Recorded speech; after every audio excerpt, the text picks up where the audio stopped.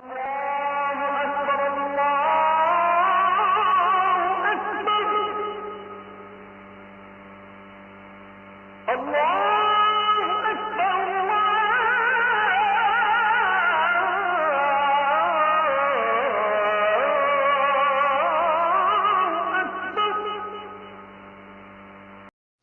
জমিনে আমরা বসবাস করছি এমন 7টা জমিন, টিস্যুতে আপনি কপালের ঘাম মোছার পরে পুরা টিস্যুটার হাতের মধ্যে মুঠ করে ফেললেন। আল্লাহ বলে, ও বান্দা, আমি আল্লাহর ক্ষমতা কতটা শোনো। তুমি যেই জমিনে বসে আছো এর নিচে যে জমিন, এর নিচে যে জমিন, এর নিচে যে জমিন, এমন 7টা জমিন আমি আল্লাহ টিস্যুর মতো হাতের মধ্যে মুঠ করে ফেলতে পারি। আল্লাহু আকবার। তাইলে আমার ভাই, আমার আল্লাহর ক্ষমতা কম না বেশি? ওয়াসসামাওয়াত, পুরা 7টা আসমান আল্লাহ বললেন এগুলো আমি ডান হাতের মধ্যে নিয়ে নেব। ফু দিলে উড়ে যাবে, এমন অবস্থা হয়ে যাবে। সুবহানাহু ওয়া তাআলা আম্মা ইউশরিকুন। ওই আল্লাহ পবিত্র, দুনিয়ার কোনো কিছুর সাথে তার কোনো শরীক নাই। আল্লাহ বললেন, দুনিয়ার মানুষ আমি আল্লাহর ক্ষমতা সম্পর্কে জানে না, বোঝে না। দুনিয়ার মানুষ মূলত আল্লাহর ক্ষমতা সম্পর্কে না জানার কারণে আল্লাহর গোলামি করে কম আর নেতার গোলামি করে বেশি। ও মনে করে ওর নেতা আগামী 5 বছর ক্ষমতায় থাকবে, কসবা এলাকায় তার উপরে মাতবরি করার মতো কেউ নাই। এখন আমি যদি এই নেতার ডানে বামে একটু চলতে পারি তাহলে আমারও আর পায় কে? অথচ আমার ভাই, তুমি তোমার আল্লাহর গোলামি করো, তার কারণ তোমার আল্লাহর ক্ষমতার সাথে দুনিয়ার কারো ক্ষমতার কোনো সামঞ্জস্যতাই নাই। তুমি যে নেতার পেছনে দৌড়াবা, ওই নেতা আজকে আছে তো কালকে নাই। বরং তোমার নেতা বিপদে পড়লে তোমার মতো কর্মীরে ফালায়া আগেই বর্ডার পাস করে চলে যাবে। তুমি মরলেও কি আর বাঁচলেই কি? তবে তুমি যদি তোমার মাওলার গোলাম হতে পারো, তোমার মালিক তোমার বিপদের দিনে কোথাও একা ফেলে যাবে না। কথা কি ঠিক কিনা? সে আল্লাহ বলছেন, বান্দা আমি আল্লাহকে ভয় করো। ইন্না জালজালাতাস সাআতি শাইউন আযীম। কেননা আমি আল্লাহ তাআলা কিয়ামতের পূর্বে যে জমিনে বসে আছো এই জমিনটাকে এত প্রচন্ড ভাবে একটা ধাক্কা দেব, ওই ধাক্কার সাথে সাথে জমিনে এত ভয়াবহ ভূমিকম্প হবে যে এই ভূমিকম্প জমিন কোনোদিন দেখেই নাই। কয়েক সপ্তাহ আগে শুক্রবারে সকাল 10:30টায় একটা ভূমিকম্প হয়েছিল। টের পাইছেন নাকি আপনারা পান নাই? 10:38। ওই ভূমিকম্পটা ছিল মাত্র 5.2 থেকে 5.3। ওই ভূমিকম্পের ধাক্কায় বাংলাদেশের কত বিল্ডিং ফেটে গেছে, পুরান ঢাকার কত বিল্ডিং ফেটে পথচারীর গায়ের উপরে পড়ে পথচারী মারা গেছে। আমাদের ড্রাইভার সাহেব আমার সাথে ছিল মাহফিলে, ওই দিনও মাহফিল ছিল কুমিল্লার দিকে।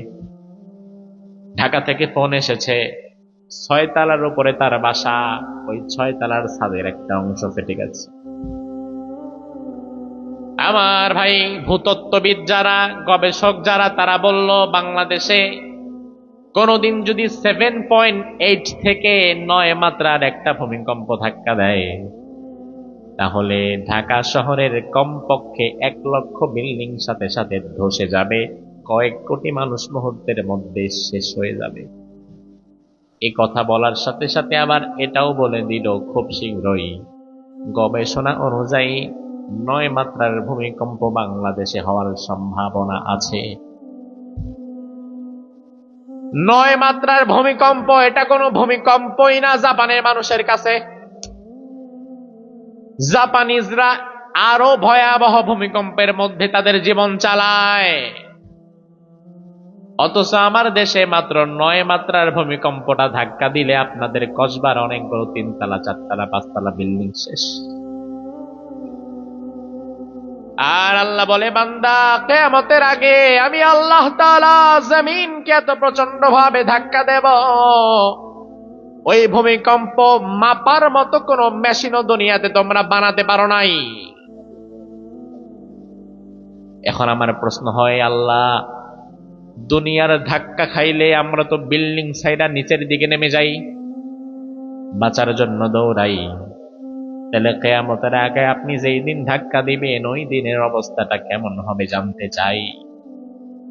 আল্লাহ বলে, বান্দা ইয়াউমা তারাউনাহা তাযহালু কুল্লু মুরদিয়া, কিয়ামতের আগে আমি যখন ভূমিকম্প দেব ওই দিন জমিনটা প্রথম আমি যখন একটা ঝাঁকুনি দেব, ওই ঝাঁকুনির সাথে সাথে তুমি দেখবে যে মায়ের কোলে 2 মাস 4 মাস 6 মাস 7-8 মাসের শিশু বাচ্চা দুধ পান করে, ওই দুগ্ধদানকারিনী মা তার বাচ্চাটারে একদিকে ফেলে আরেকদিকে দৌড়ে পালায়া যাবে।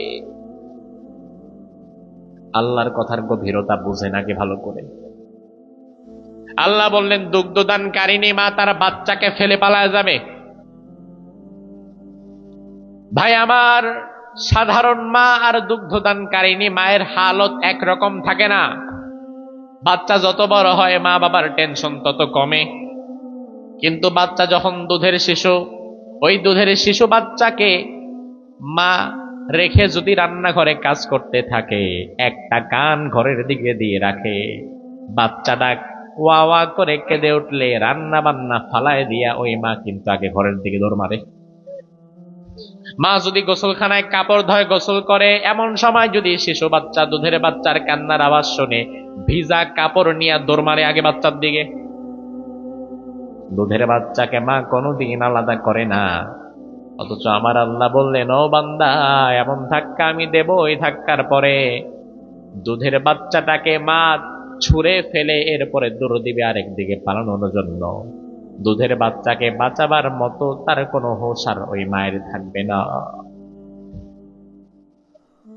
শুধু তাই নয়, ওয়াতাদাউ কুল্লু যাতি হামলিন হামলাহা, কিয়ামতের আগে প্রথম ধাক্কাটা যখন দেওয়া হবে, যেই নারীরা গর্ভবতী, যাদের পেটে বাচ্চা রয়েছে, 8 মাস 9 মাস 10 মাসের বাচ্চা এখনো ডেলিভারি হয় নাই, আমার আল্লাহ বলে প্রথম ধাক্কাটা দেওয়ার পরে জমিনটা এমন ভাবে একটা ঝাঁকুনি দেবে, ওই ঝাঁকুনির চোটে তল পেটটা ফেটে ওই বাচ্চাটা মাটির মধ্যে আছড়ে পড়বে। কি বিভৎস ভয়াবহ দৃশ্য! ভূমিকম্পের চোটে মায়ের পেট ফেটে বাচ্চা মাটির মধ্যে পড়ে গেছে।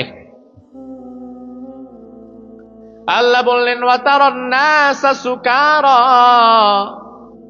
মানুষেরা মদ খেলে যেমন পাগল মাতাল হয়ে ডানে বামে ছুটোছুটি করে, ওই দিন নবী আপনি দেখবেন দুনিয়ার মানুষগুলো মদ খেয়ে মাতালের মতো ডানে যাবে বামে যাবে, ওয়ামা হুম বিসুকারা, তবে তারা মূলত মাতাল না, ওয়ালাকিন্না আযাবাল্লাহি শাদীদ, আপনার রবের আযাব হবে বড় ভয়ঙ্কর। আমার ভাই, এই হচ্ছে উক্ত 2টি আয়াতে কারিমার শাব্দিক অনুবাদ, কিছু ব্যাখ্যা সহ। এই জমিন আজকে আমরা বসে আছি, আজকে বক্তা আছে, শ্রোতা আছে, খতিব সাহেব হুজুর আছে, অতিথি আছে, সব আছে, আপনারা আছেন। এক সময় আমরা কেউ ছিলাম না, এমনকি এই জমিনটাও এক সময় ছিল না। আবার এমন একটা সময় আসবে যখন আমরাও থাকবো না, জমিনটাও থাকবে না। এক সময় ছিলাম না, এখন আছি, আবার সামনে এমন দিন আসবে কিছুই থাকবে না। তাইলে যিনি গড়ে দিতে পারেন, যিনি বানাতে পারেন, তিনি আবার ভাঙতেও পারেন, ঠিক কিনা? এই পৃথিবী আল্লাহ সুন্দর করে গড়েছেন, আবার কিয়ামত যখন হয়ে যাবে তখন সব আল্লাহ ভেঙে চুরে তছনছ করে দেবেন।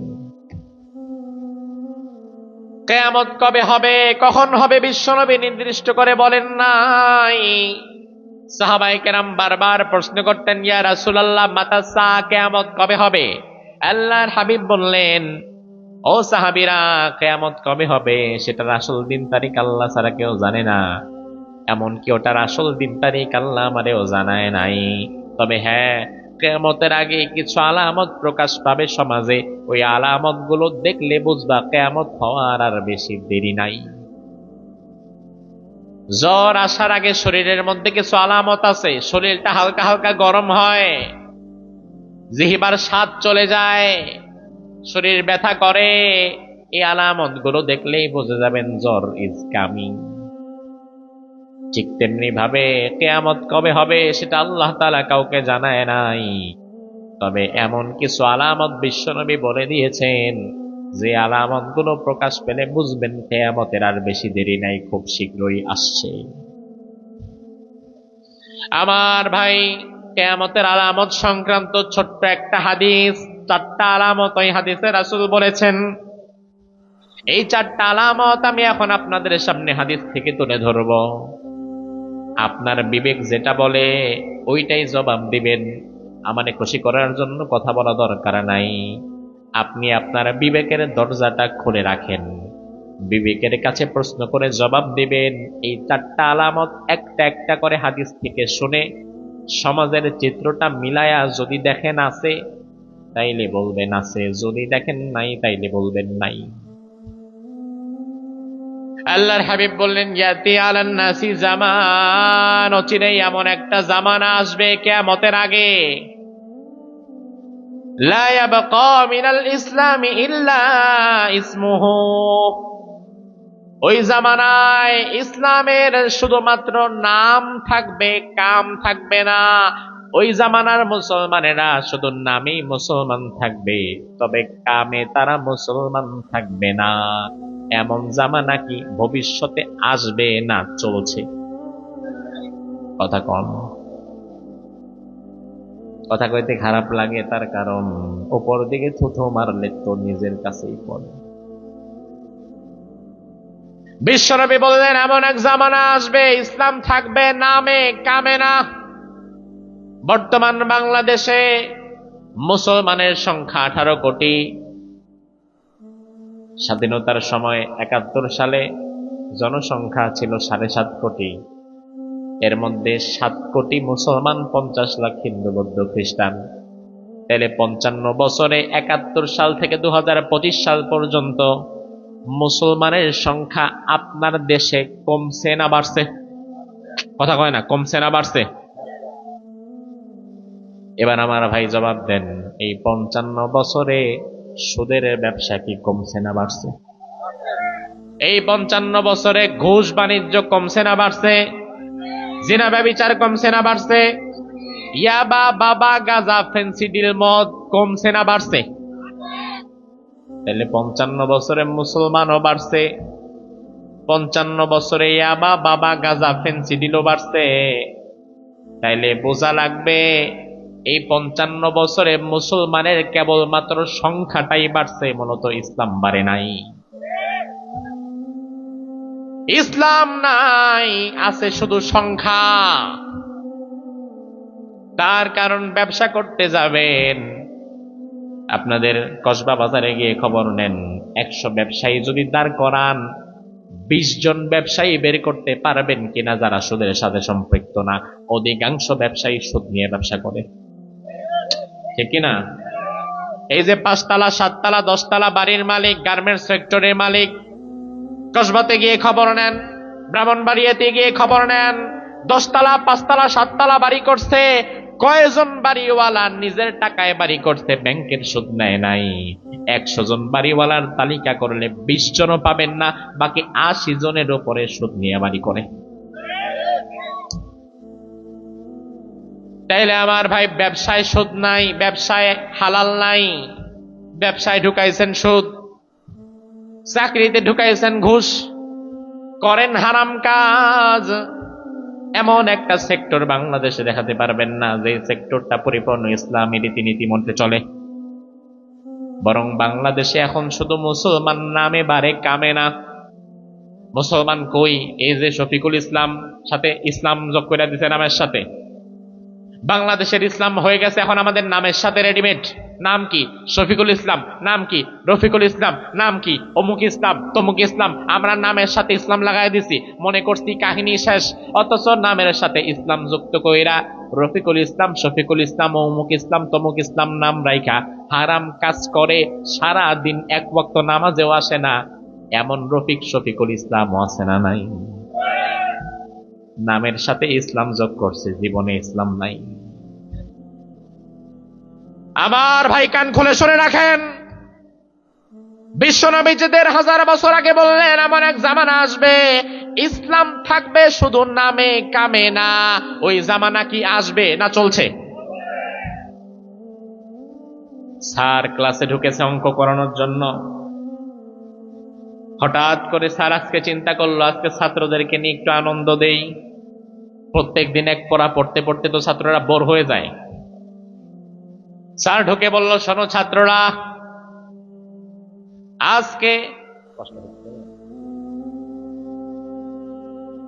আজকে আমার ক্লাসে ব্ল্যাকবোর্ডের মধ্যে একটা পাখির ছবি এঁকে দিতে পারবা এমন কে আছে? হাত তুলে দাও।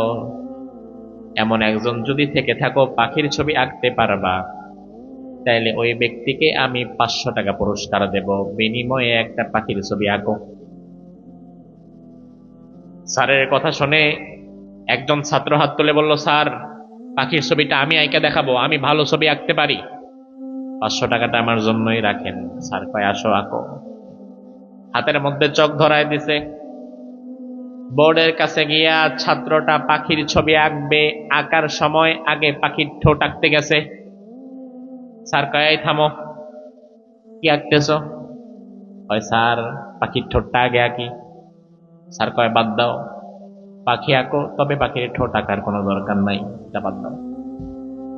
ছাত্র বলে, ঠিক আছে স্যার, সমস্যা নাই, ঠোঁট বাদ দিলাম। আবার আঁকা শুরু করছে। স্যার বলে, দাঁড়াও, কি আঁকবা? স্যার পাখির মাথাটা আঁকি।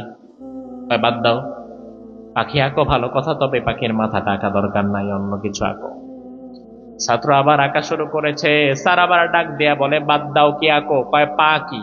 কয়, বাদ দাও, পা আঁকা দরকার নাই, বাকিটা আঁকো।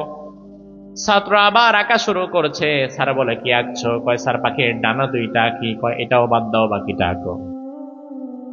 ছাত্র কয়, স্যার মাথা থেকে ঠোঁট থেকে বাদ দিতে দিতে সবই বাদ দিয়ে দিলাম, এখনো কি পাখি আঁকবো? কয়, আঁকো। ছাত্র বলে, স্যার এখন বাকি আছে তো মাত্র পাখির লেজ, এখন যদি শুধু লেজটা এঁকে দেই, লেজের নাম তো স্যার পাখি না। অর্থাৎ আপনি যদি আমার পাখি আঁকতে বলেন, পাখির ঠোঁটের আগা থেকে লেজের গোড়া পর্যন্ত সবটা আমাকে একসাথে আঁকা লাগবে, তারপরে এটার নাম হবে পাখি।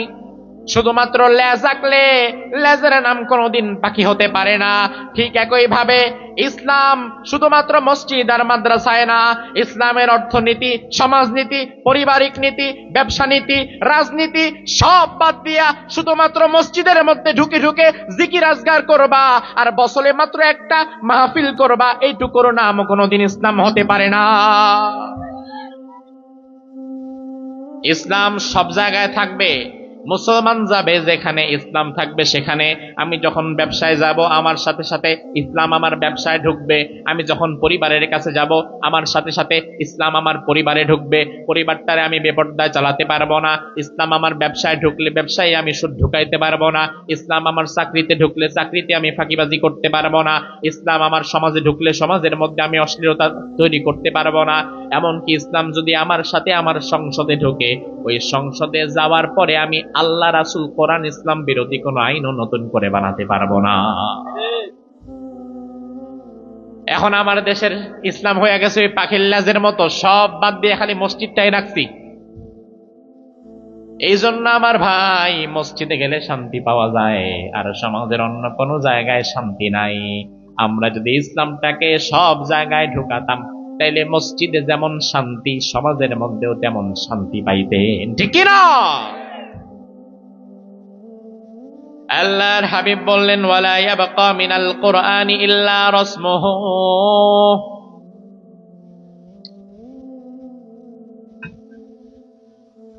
এমন এক জামানা আসবে তখন কোরআন থাকবে শুধু তেলাওয়াতে, বাস্তবায়নে নয়।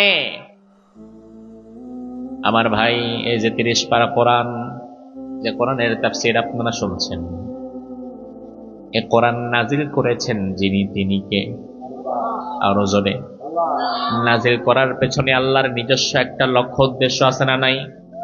আল্লাহ কোরআনে বললেন, কিতাবুন আনজালনাহু ইলাইক লিতুখরিজান নাস মিনাজ যুলুমাতি ইলান নূর। কোরআন আমি নাজিল করলাম যেন খারাপ মানুষদেরকে ভালো পথে আনা যায়, অন্ধকারচ্ছন্ন সমাজের মধ্যে কোরআনের আলো জ্বালিয়ে দেওয়া যায়। খারাপ সমাজ ব্যবস্থা ভেঙে যেন কোরআনকে সংবিধান বানায়া ইসলামী সমাজ ব্যবস্থা গড়ে তোলা যায়। কোরআন দিয়ে বিশ্বনবী মসজিদে নববীতে নামাজ আদায় করাতেন। আল্লাহর হাবিব যখন সাহাবীদেরকে নিয়ে তার মসজিদে নববীতে নামাজ পড়াতেন, ওই নামাজের মধ্যে বিশ্বনবী কিন্তু কোরআন থেকে তেলাওয়াত করতেন। এটা আমরাও আমাদের মসজিদে করি। তবে বিশ্বনবী আরো কিছু কাজ করতেন কোরআন দিয়ে, সেটা আমরা করি না। আল্লাহর হাবিব মসজিদের মধ্যে নামাজ যেমন কোরআন দিয়ে পড়াতেন, আবার সমাজে বের হয়ে যখন কোনো বিচার ফায়সালার রায় দিতেন, ওই বিচার ফায়সালার রায়টাও কিন্তু বিশ্বনবী কোরআন দিয়েই দিতেন। ঠিক কিনা? এইটা আমরা দেই না। বিশ্বনবী আবার যখন মদিনার সংসদে বসতেন, 10 বছর আল্লাহর হাবিব মদিনা পরিচালনা করেছেন। আবু বকর, ওমর, ওসমান, আলী রিদওয়ানুল্লাহি আলাইহিম আজমাইন, গোটা পৃথিবীর অর্ধেকটা তারা পরিচালনা করেছেন। তাইলে সাহাবায়ে কেরাম এবং রাসূল কোরআন দিয়ে শুধু নামাজই পড়ান নাই, কোরআন দিয়ে সমাজ চালিয়েছেন, কোরআন দিয়ে তারা সংসদও চালিয়েছেন। তাইলে আজকের মুসলমানেরা কোরআন দিয়ে নামাজ পড়ায় রাসূলের সাথে মিলে গেছে। তবে আজকের মুসলমানেরা কোরআন দিয়ে সংসদ চালায় না, অথচ রাসূল এটা চালাতেন, সাহাবায়ে কেরাম এটা চালাতেন। ওমরে ফারুকের জামানায় ইসলাম ছড়িয়ে গেছে অর্ধেকটা দুনিয়াতে।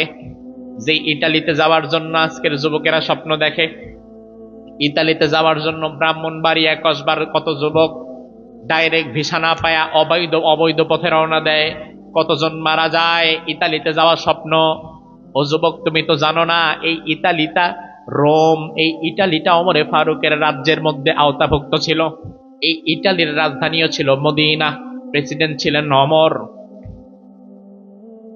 তুমি কেন ইসলামের পক্ষে আসবা না?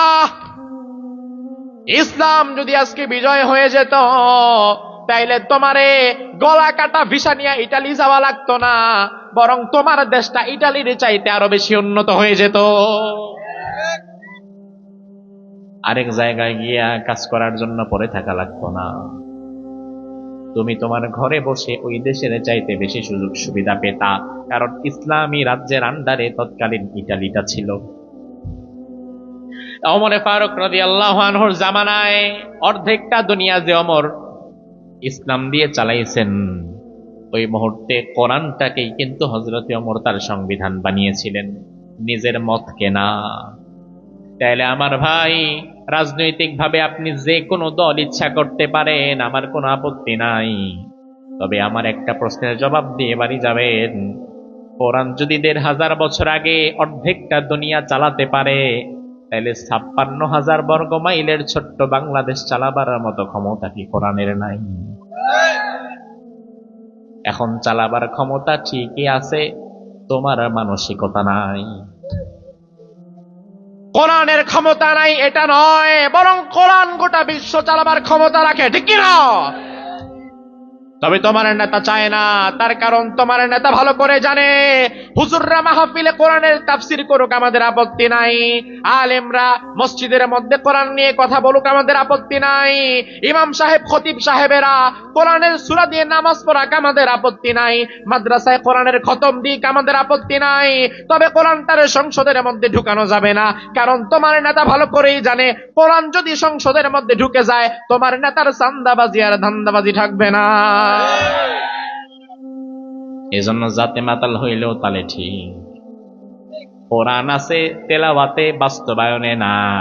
রাসূলদের 1000 বছর আগেই বলেছে কোরআন থাকবে তেলাওয়াতে, বাস্তবায়নে না। জবাবটা আপনার কাছে দিয়ে রাখলাম ভাই, এমন জামানা কি আসবে না চলছে? এরপরে আল্লাহর হাবিব বললেন ৩ নাম্বার আলামত কিয়ামতের, মাসাজিদুহুম আমিরাতুন ওয়া হিয়া খারাবুম মিনাল হুদা। এমন এক জামানা কিয়ামতের আগে আসবে যখন মসজিদ ভর্তি মুসল্লি থাকবে, তবে ওই মসজিদের মধ্যে কোনো হেদায়েত থাকবে না। মসজিদ থাকবে সুন্দর চাকচিক্যময়, টাইলসওয়ালা, মার্বেল পাথরওয়ালা। আজ থেকে ৩০ বছর আগে পুরা কসবার ব্রাহ্মণবাড়িয়াতে খুঁজলে একটা মসজিদেও এসি লাগানো আছে এমন পাওয়া যেত না। কিন্তু এখন গ্রামে গঞ্জে যেই মসজিদে ৫ জন ১০ জন মুসল্লিও নামাজ পড়ে না ফজরে, এমন মসজিদের মধ্যেও এসি ঢুকে গেছে। এটা খারাপ বিষয় না, এটা আপত্তিরও বিষয় না, থাকতেই পারে। তবে রাসূল বললেন কিয়ামতের আগে মসজিদ হবে সুন্দর, তবে হিদায়াত শূন্য থাকবে। তার কারণ কিয়ামতের আগে মসজিদের মধ্যে ইমামদের কণ্ঠকে চেপে ধরা হবে। খতিবেরা জুমার খুতবায় কোরআন হাদিস থেকে হক কথাগুলো বলতে পারবে না।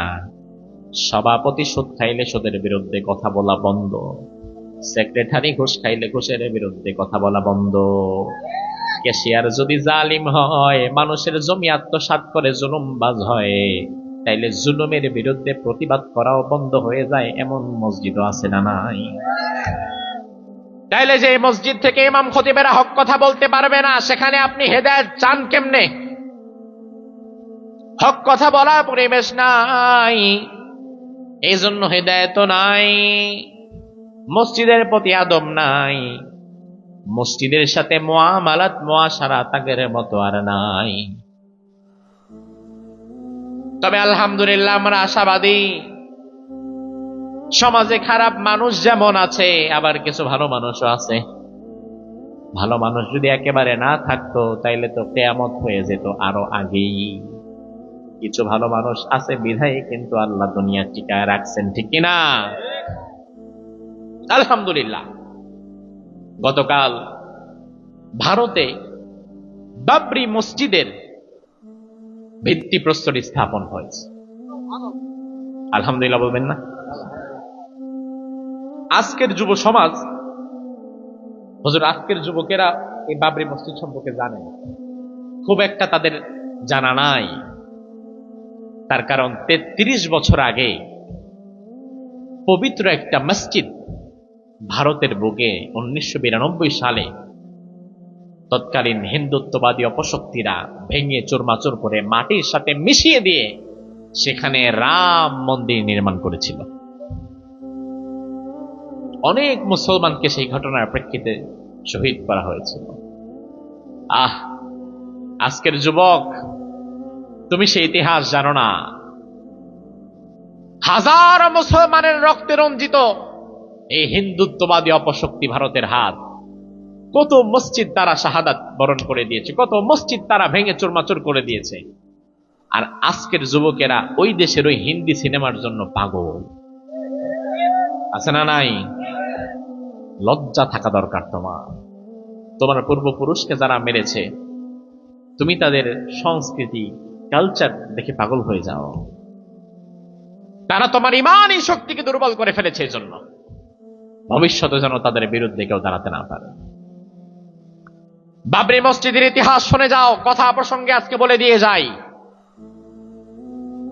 ১৫২৮ খ্রিস্টাব্দে ভারতের অযোধ্যায় মুঘল সম্রাট জহিরুদ্দিন মোহাম্মদ বাবরের নেতৃত্বে তৈরি হয়েছিল ইতিহাসের অন্যতম বিরাট স্থাপত্য বাবরি মসজিদ। জোরে কন, কি মসজিদ? বাবরি মসজিদ। ১৫২৮ খ্রিস্টাব্দে বাবরি মসজিদ তৈরি হলো। জহিরুদ্দিন মোহাম্মদ বাবর তৈরি করলেন, লক্ষ লক্ষ মুসলমান সেখানে একসাথে নামাজ আদায় করতে পারে।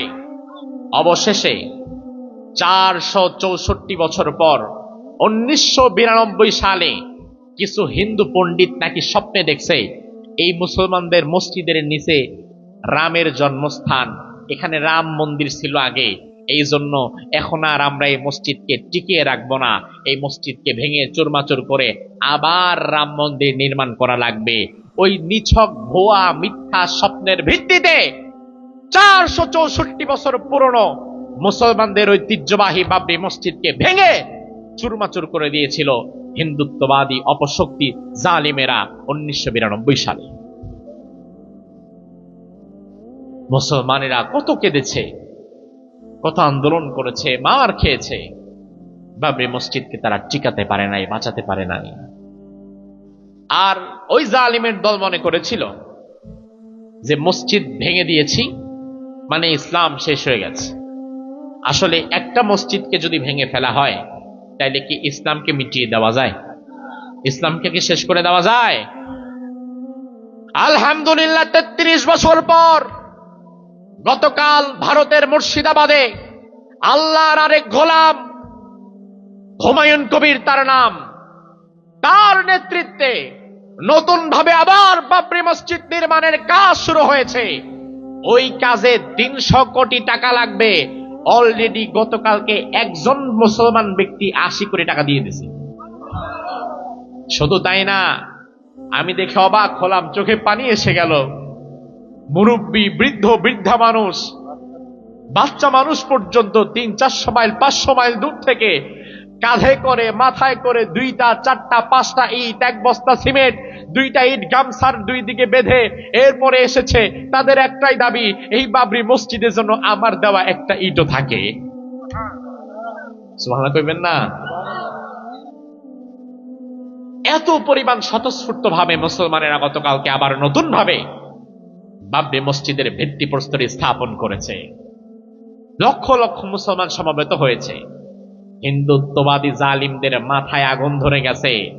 নতুন ভাবে তারা আবার নতুন বাবরি মসজিদের এই পরিকল্পনা ধ্বংস করে দেওয়ার জন্য উপায় তারা করছে। আমার মুসলমান ভাইরা,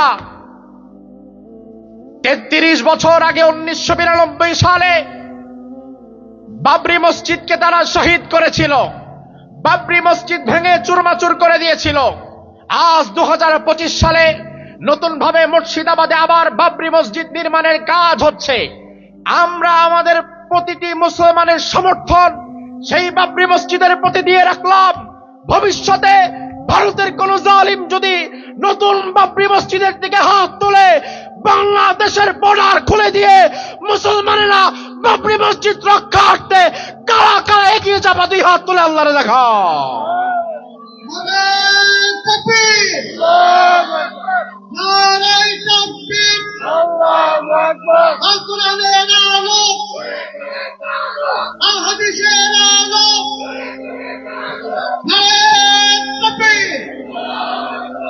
তার কারণ আমার ভাইয়েরা, মসজিদ কার? আরো জোরে। মসজিদ কি নরেন্দ্র মোদীর বাপের সম্পত্তি? বাবরি মসজিদ ভেঙেছিলে তোমরা 33 বছর আগে।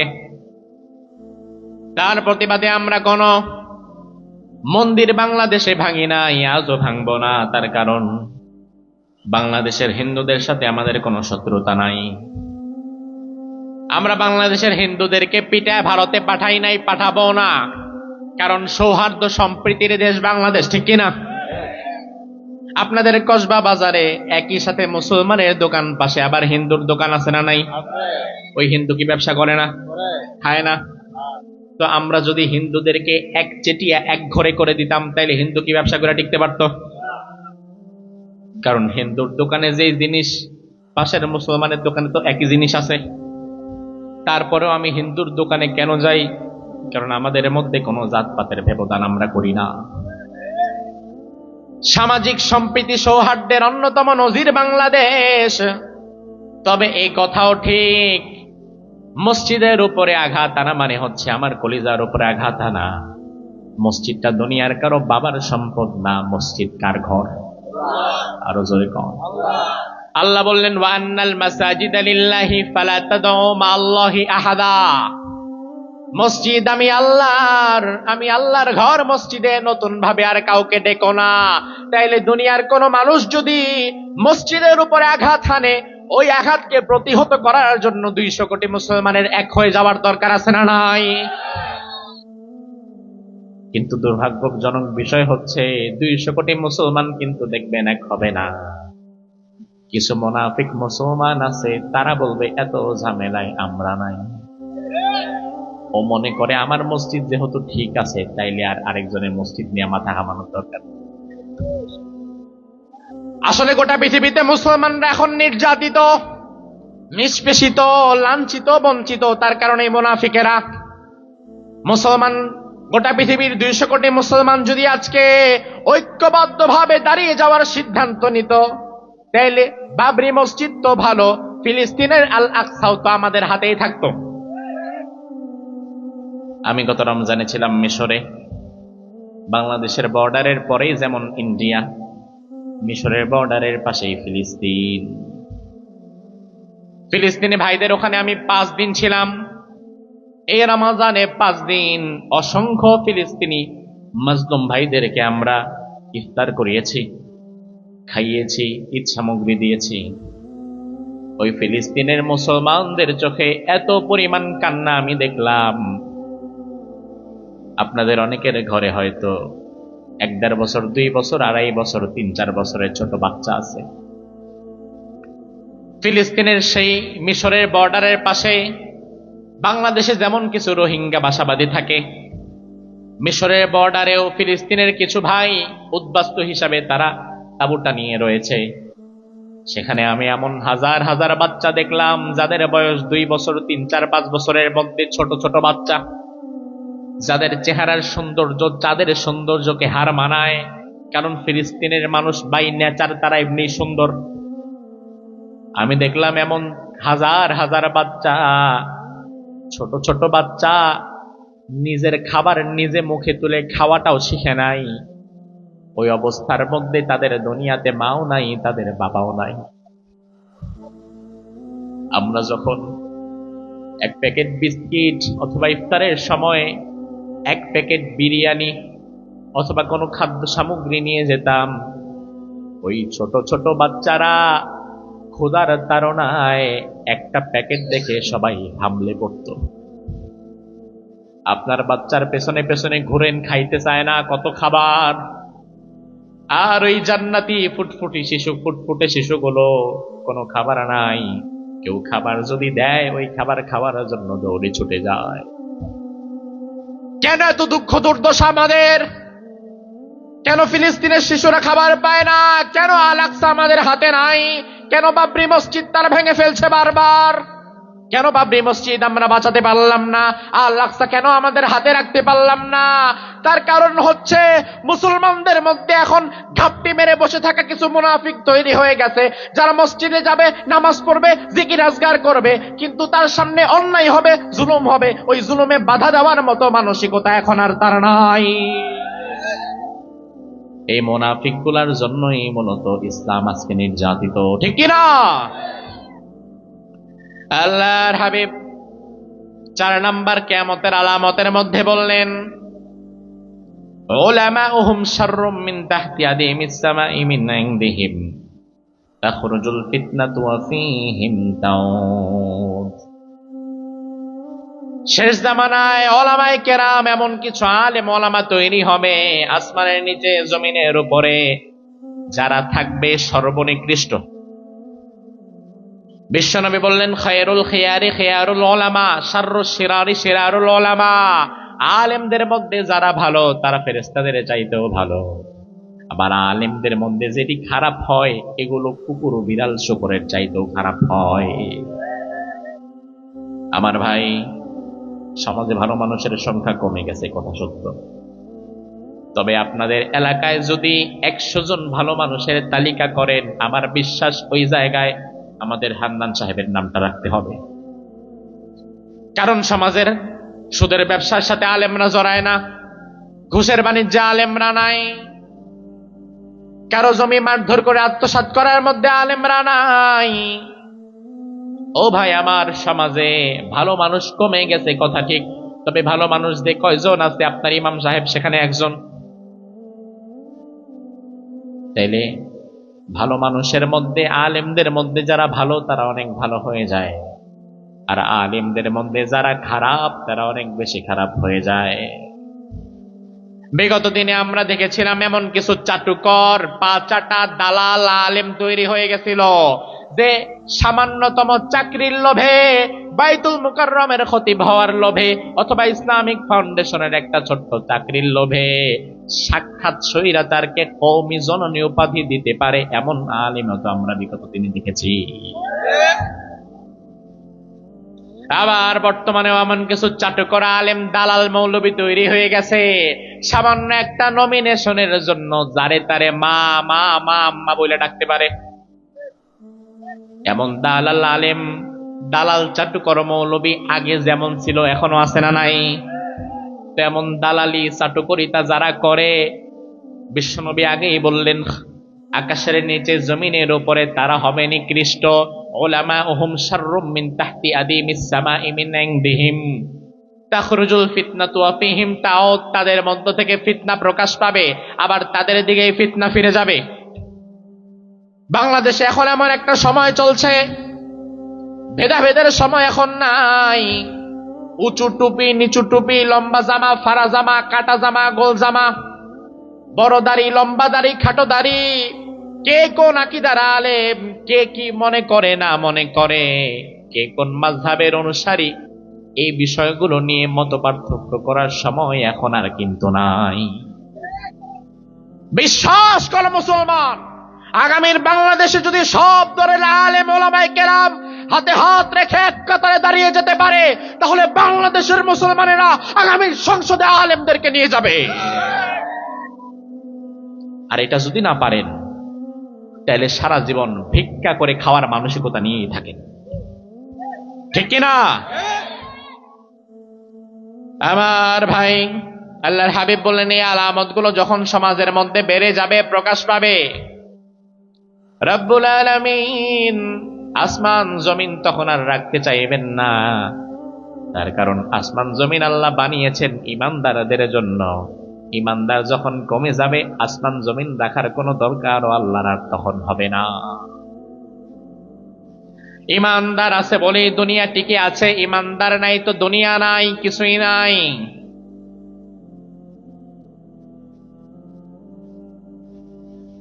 এই যে সুন্দর মাহফিল, এত মাইকিং, লাইটিং, ডেকোরেশন, সুন্দর সামিয়ানা, আর অল্প কিছু সময় পরে আমরা মোনাজাত করে চলে যাব, আপনারাও চলে যাবেন। আগামী আধা ঘন্টার মধ্যে দেখবেন সব খালি হয়ে গেছে, তবারকও আছে। আমার ভাই, মাহফিল শেষ হয়ে যাওয়ার পরে সবাই যখন বিদায় হয়ে যাবেন, ওই মুহূর্তে